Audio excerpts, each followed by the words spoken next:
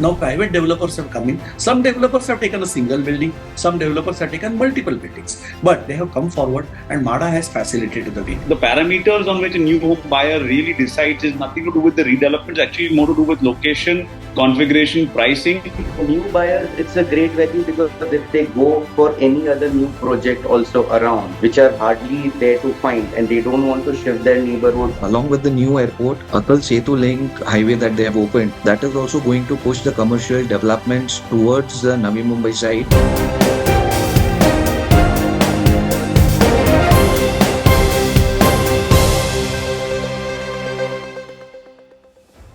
It's said that Delhi debates, Bengaluru courts, and Mumbai invests. Mumbai, India's financial capital, is already country's largest real estate market. It's country's costliest real estate market. It's country's richest real estate market. And this market is set to undergo an unprecedented boom over next 3 to 5 years. There are many reasons for this boom.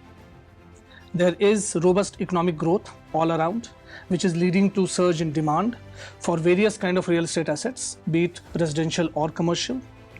There is urbanization and population growth. Every day, more and more Indians land in Mumbai with dream in their eyes, and they are the ones who drive new housing and other infrastructural demand. There is massive infra push happening with Harbour Link, Coastal Road, expansion of Mumbai Metro. There is a whole lot happening in and around Mumbai, which is leading to this. But there's one more factor, which is to us probably the primary factor for this unprecedented growth that we are going to talk about, and that is redevelopment of the city. Mumbai, an old city, has many buildings which require redevelopment. There are many areas which require redevelopment, and a lot of these have been undertaken by government, policymakers, MHADA, developers, the entire ecosystem now, to give Mumbai better infrastructure, better quality residential and commercial entities, and more supply of residential and commercial spaces. Today we are going to talk about how this redevelopment is going to lead to a massive boom in Mumbai's real estate market. And to talk about that, we have got stellar panel with us. Namaskar, I'm Prasun Kumar, and you're watching this new episode of the Property Show on MBTV, world's largest YouTube real estate channel. Let me welcome our esteemed panelists today. We have got Mr. Amar Shah, who is co-founder and director of Golden Abodes, and the company Golden Abodes is working in revitalizing the stalled real estate projects, and they have already delivered some high-profile projects like Shine City and Amantam Signature. We have got Mr. Chintan Seth, the chairman and managing director of Chintan Realty. Seth Group needs no introduction. They have crafted lots of iconic landmark in Mumbai, including Viviana Mall, St. Vasant Lawns, and there are many more. We have got Mr. Somil Sethia, who is Chief Operating Officer of Grant Realty. Grant Realty is a relatively new player in Mumbai's real estate market, established in 2021, but it's already emerging as a premier real estate developer and has undertaken lots of new projects in the Bandra, Pali Hill and Upper Juhu area. And we have Mr. Amol Shimpi, who's co-founder of SAS Investments. SAS Investments is an organization that specializes in real estate, strategic consulting, planning, design, advisory, valuation, and lots of other services. And Amol has also consulted MHADA in various capacities. So with this distinguished panel, we'll kickstart our discussion for today. And as always, we'll start with some interesting statistics around the topic. Well, here are the statistics to look at.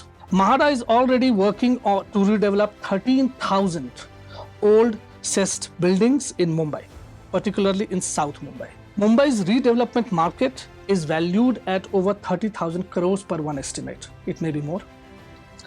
Mumbai's real estate market is already seeing 1/3 of homes sold coming from redeveloped projects. So that's the scale and impact. Mumbai is also projected to see a 34% increase in buildings over 40 floors by 2030.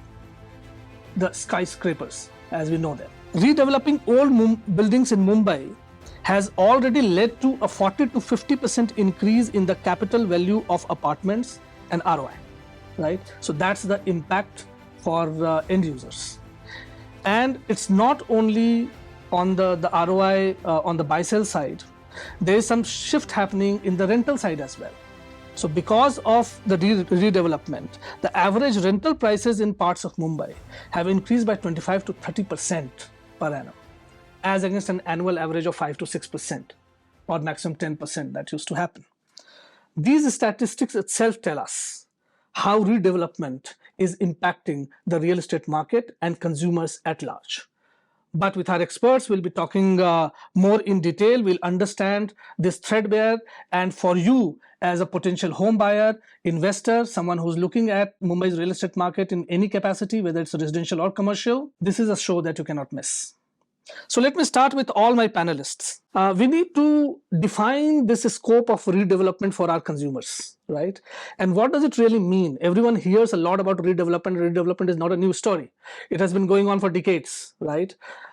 So people who want to understand what is new about this and why it is important now for next 3 to 5 years for the scale that it offers, let's just define that. Let me start with Amar. Amar, what is your take on this entire redevelopment push now?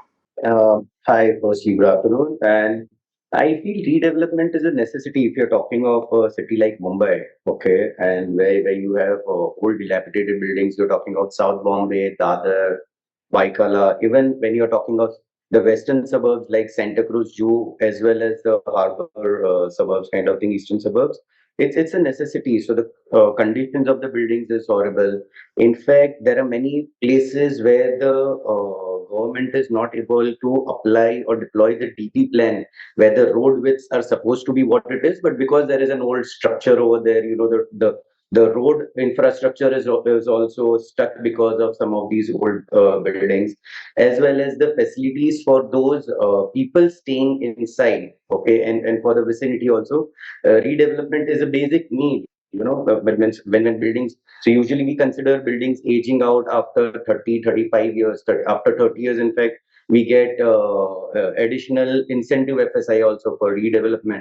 So government is also pushing redevelopment, which will make sure there is ample supply of apartments, because when we're talking of a city like Mumbai, where there is hardly any land available in the mainland or the suburban area, without redevelopment, you can't have additional housing itself.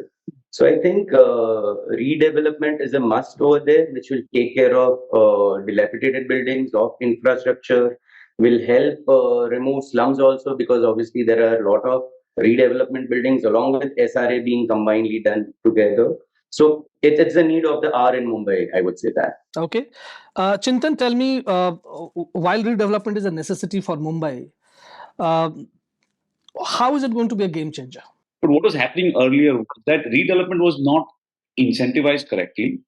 Redevelopment also was not a process that was easy for developers, especially good quality corporate developers, to enter, because it's a very democratic, a long drawn out process where you have to first start approach a society or any condominium development, and then you'll have to probably take part in some sort of a tender process. Then you have to be shortlisted. You have to do a whole lot of things before the society appoints you as a developer. After that, there is a lot of activity to be done till we can actually get the plot for development, to start actual work.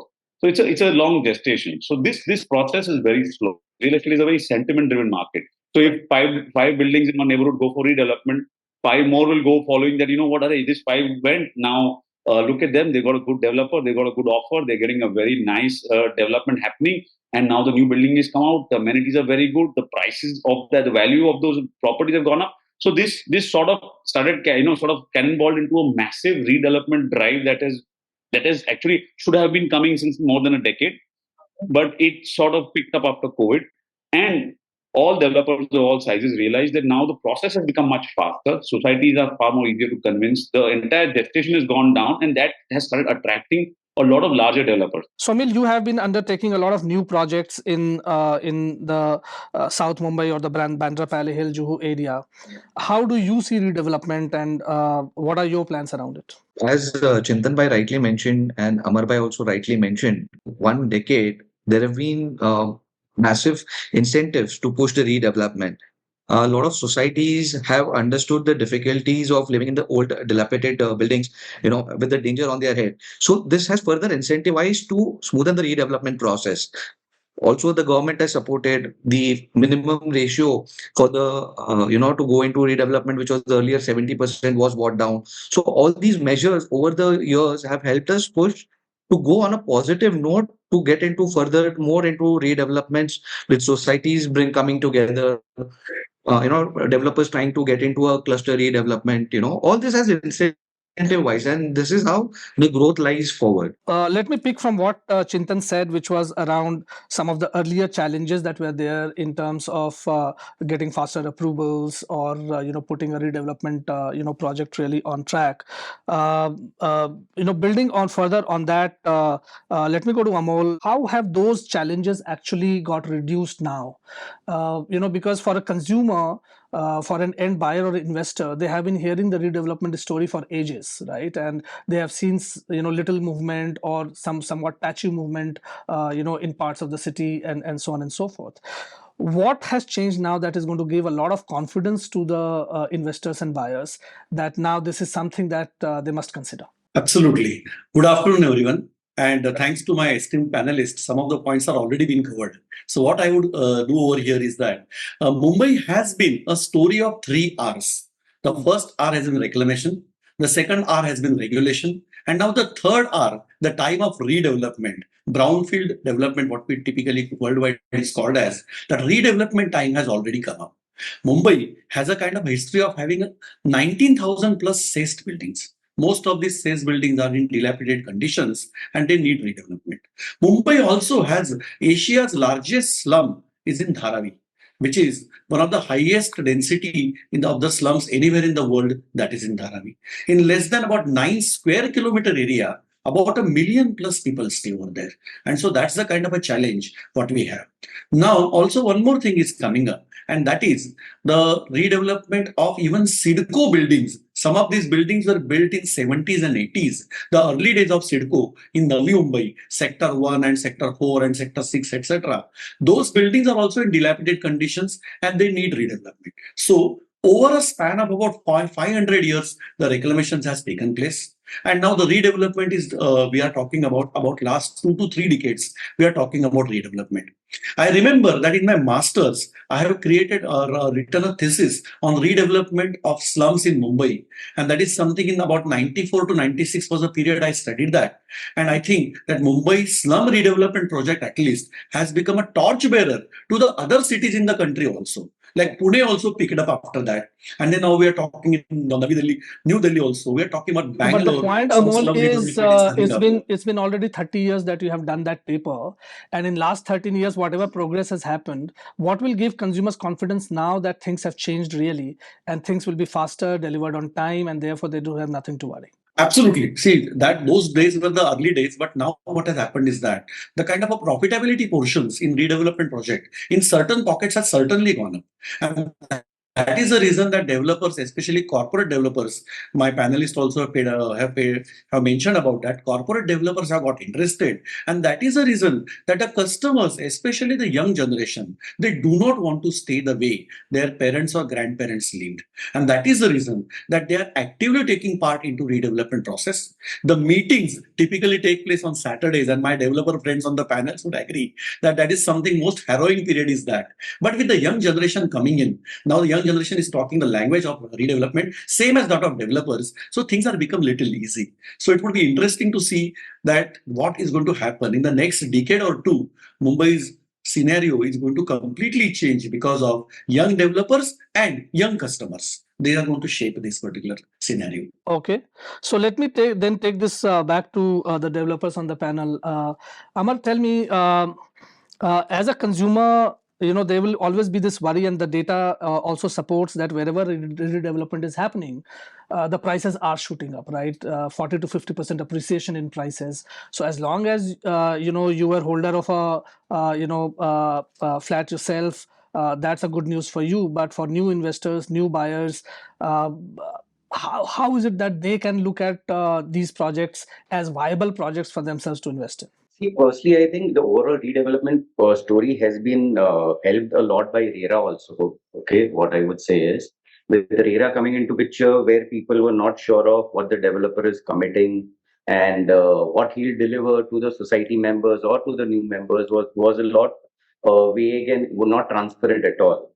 But post RERA, it has pushed the developers, sorry, the societies also, that yes, they can give their projects for redevelopment So the confidence confidence has because come. of yes, the confidence has come because the developer declares everything properly on RERA, and that same confidence is transpired to the new buyers also, where they are also aware. So previously, I remember a time when new buyers would be wary of buying an apartment in a redeveloped project because they never knew what was there, who were the members, what was the size of apartments being built over there, whether they would gel with the existing members or not. But now with RERA being in place, they are confident, okay, if I'm buying a, let's say, 3-bedroom apartment around 1,500 square feet or 1,000 square feet, then yes, the existing members are also somewhat similar because they can see the plans on RERA already. So that is giving them a confidence that yes, I'm going to buy this redevelopment project. And most of these redevelopment projects, when we are talking, they are at good and great locations, because when we are talking of they have been built around 30, 50 years back, those locations have developed very well right now. So when you're talking of any redevelopment project, you know that okay, it is going to be majorly a good location, a central location. And when we say a central location, that means there are a lot of people staying around on rentals, or there are other people who've grown up over there and the families have grown and they don't want to shift their area. So usually what you would observe is in a redevelopment project, people in and around staying are the ones who are buying. It's not the migrant population who's coming from somewhere else who would buy over there. It's 80 to 70 to 80% minimum is the people who are staying in and around that particular redeveloped building or staying on rental or something nearby. So for new buyers, it's a great value because if they go for any other new project also around, which are hardly there to find, and they don't want to shift their neighborhood to, let's say, somebody from a Bandra to going to Divali or Vashi, somewhat they want there. So I think that is the only option they have. Okay. So I think the new buyers also have a good confidence, and I think RERA supports that a lot. Chintan, let me ask you then, while, we heard Amar saying that the buyers primarily are coming from the same, locality per se, whether they are, existing owners or whether they are residing on rentals, right? But considering that redevelopment is all about location, right? And these are prime locations of Mumbai where redevelopment is going to happen. How can it be made more attractive to new buyers coming from other areas, other cities coming to Mumbai? How can it be, can that story be built, or, essentially new buyers will have to migrate to suburbs and, start from there? A specific story for new home buyers. I don't think there is a specific story as to why a new home buyer would want to prefer a certain redevelopment project versus any other kind of project. I think because the parameters on which a new home buyer really decides is nothing to do with the redevelopment. It's actually more to do with location, configuration, pricing, and I think now most important, the brand and quality, promise of the developer. So those are very different aspects. So if all those four things sort of align, then obviously new home buyers will prefer redevelopment projects as well. And I don't think they think any differently. Because there's another angle that I think that Amarbai covered was the fact that because now it's very transparent and even in the new development what existing tenants and what quality of tenements are going to come again, who are going to be your neighbors, right? People really care about those things. So that also gives them a confidence, and more than confidence, that transparency on taking a more advised decision.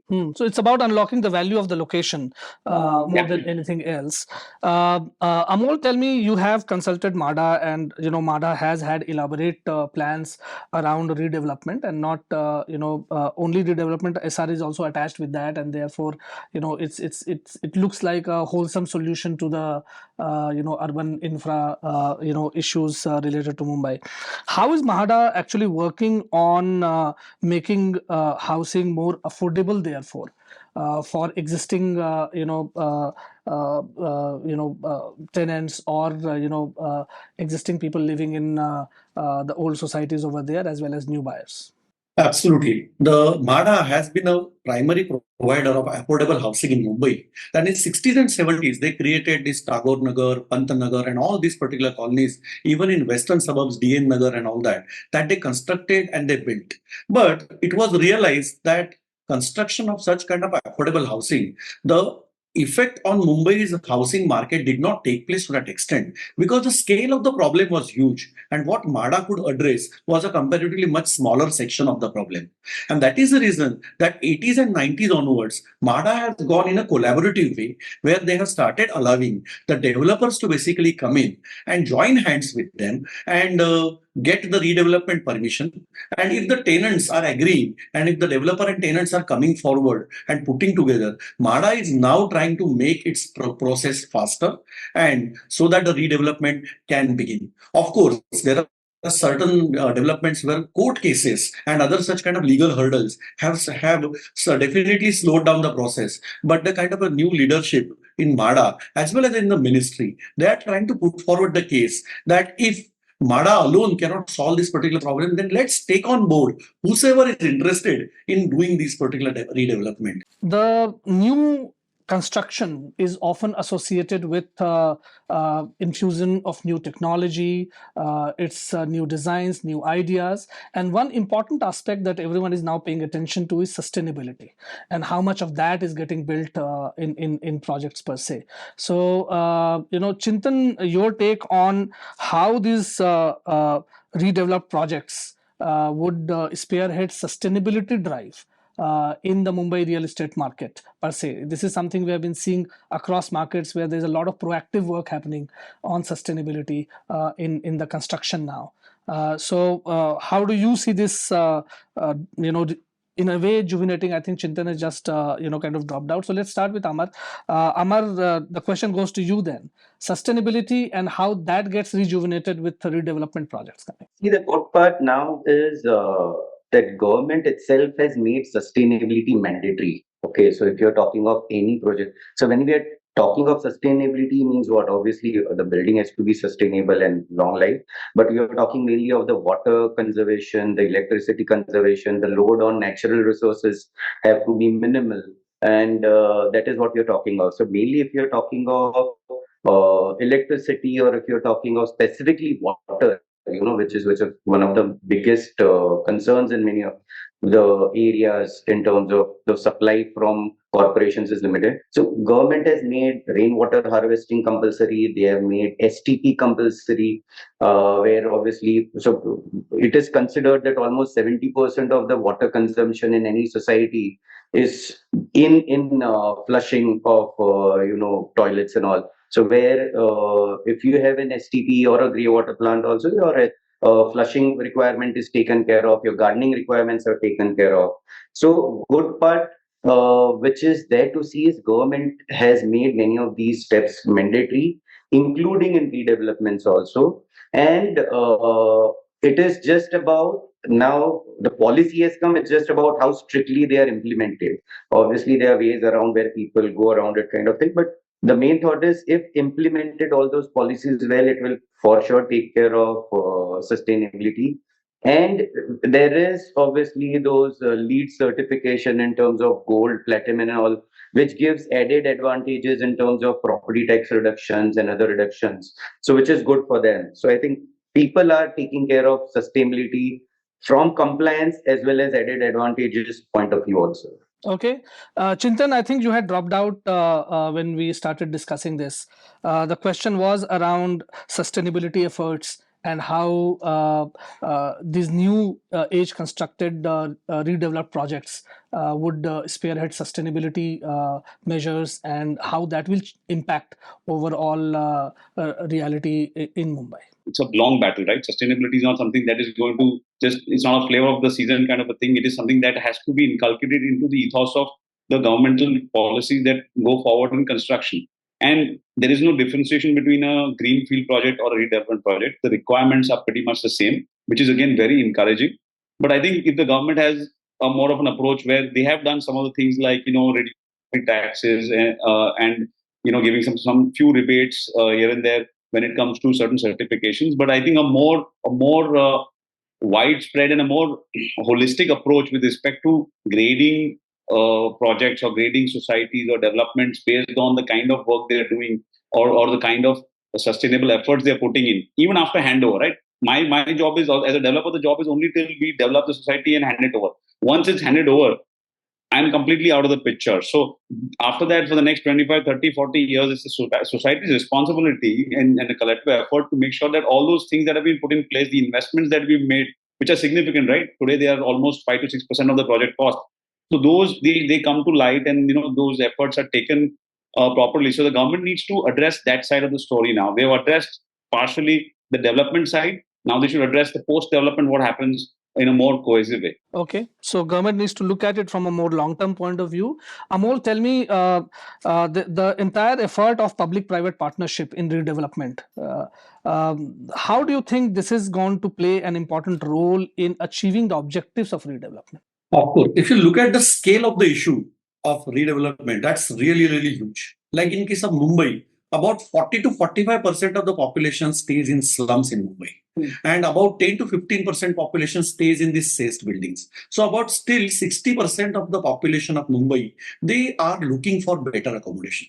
And while they are looking for better accommodation, the remaining 40% also is not completely happy with the kind of accommodations they have.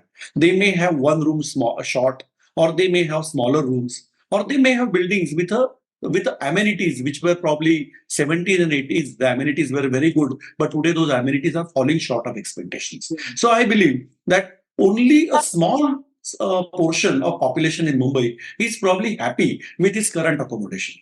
That basically makes it very clear that we are potentially looking at a very, very large market.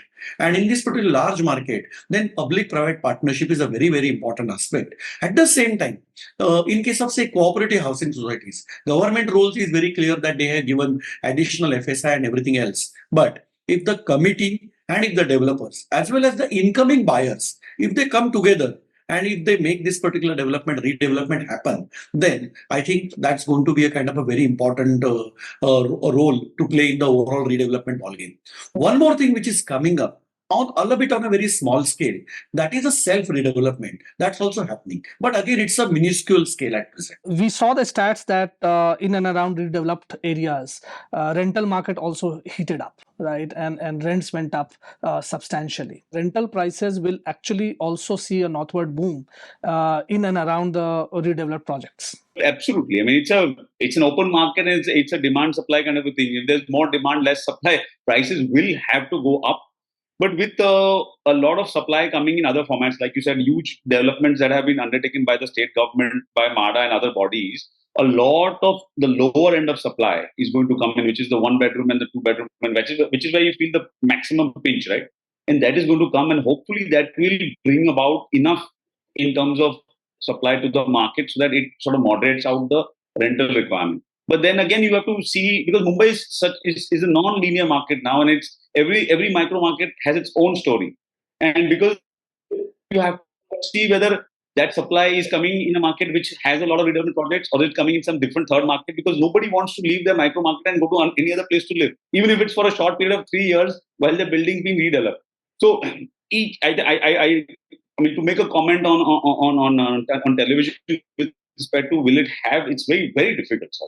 If you ask me, Bandra mein kya hoga, maybe I can give you an answer, maybe Juhu mein kya hoga, but to give a city-wide answer is... Bandra mein kya hoga, ye bata do aap.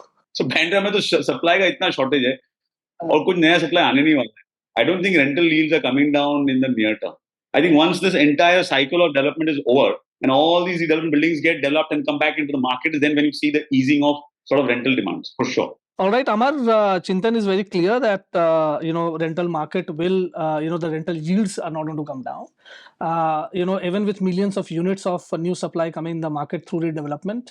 Now, what is your take? My take here is that the quantity of demand coming up is much more than the quantity of supply still coming up. Quantity of supply takes years to come up, but demand keeps on increasing every year with new companies coming up, with families multiplying, families splitting up in terms of, a generation, next generation, couple of kids. Maybe after 20, 30 years, it will be a different scenario because you don't have that many number of kids nowadays. So, when I'm talking, if I'm talking something around 2050, today we are talking of a demand in a micro market where there is a generation which has grown up. There are two sons or two, multiple siblings, and they want multiple houses. But I'm very sure when we are talking of 2050 or 2060, you may have a houses with for only one kid, and maybe houses where there are no kids. So the houses itself is going to be there in the market without any further hire to the house kind of thing.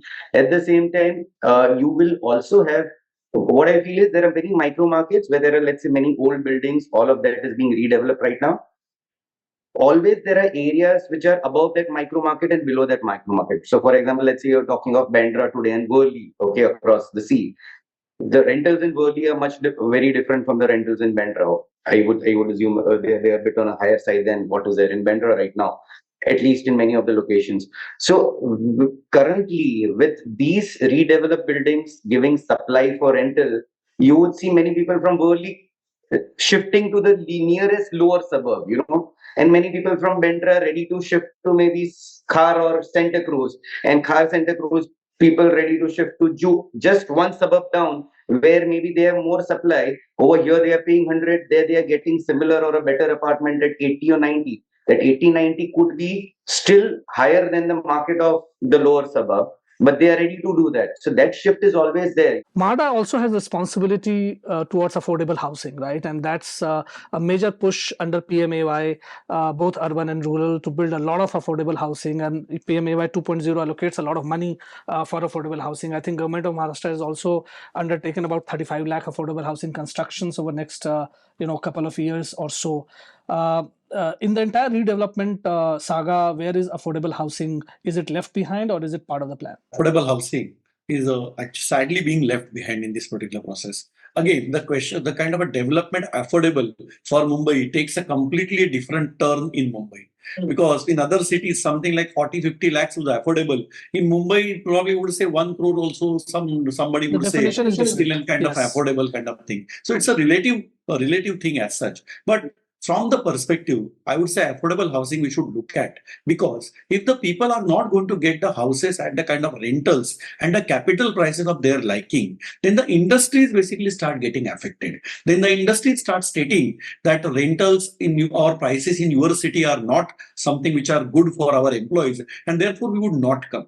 So we should not go to that particular extent. And Mr. Amar mentioned about Mumbai, Navi Mumbai also now getting developed, and the new Navi Mumbai is coming up. I think that is an opportunity MHADA should take.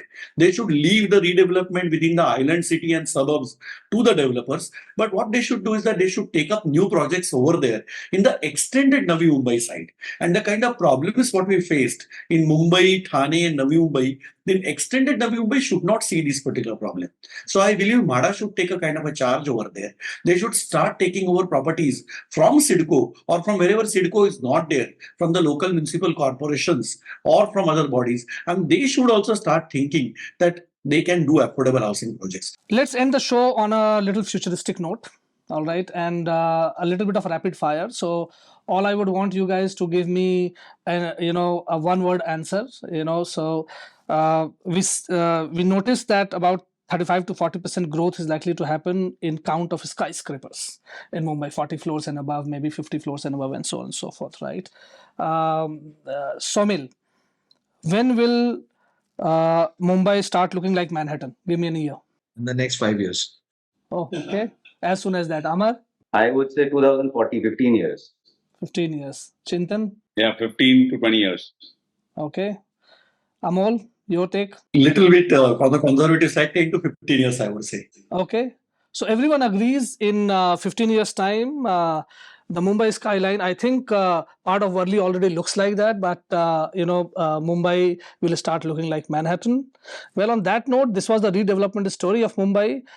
There's a lot of action happening there. There's a lot of supply going to come. It will have its own interplay on the entire pricing and demand side of the business, and also it will impact the city from an overall development point of view, be it sustainability solutions, be it infusion of new technology and new design solutions. So a lot to look forward to in the Mumbai market, and this real estate boom is something that will augur well for not only Mumbaikars but for the country's economy as well. So on that note, thank you very much to all the panelists on joining in this show, and keep watching MBTV, the property show. We'll keep coming back to you with such interesting topics and topics that make a difference in your decision. Thank you. Namaskar.